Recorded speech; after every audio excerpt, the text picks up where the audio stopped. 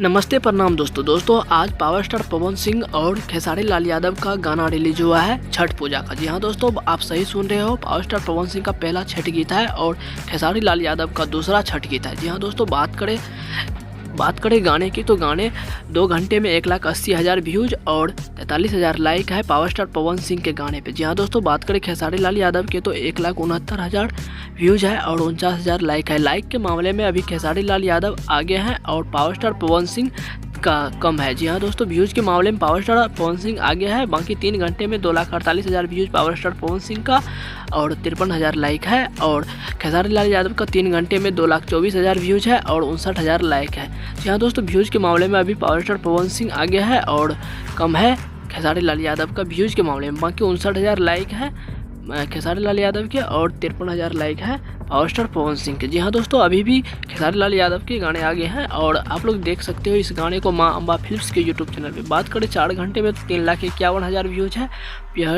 प्यारी पहिर लगाने पे और 63,000 लाइक है। जी हाँ दोस्तों, 68,000 लाइक है खेसारी लाल यादव के गाने पे और 59,000 व्यूज़ है। जी हाँ दोस्तों, सूरज बाबा गाने का नाम है, आप लोग जाकर के देख सकते हो खेसारी म्यूजिक वर्ल्ड के यूट्यूब चैनल पे। जी हाँ दोस्तों, गाना बहुत ही शानदार है पावर स्टार पवन सिंह का।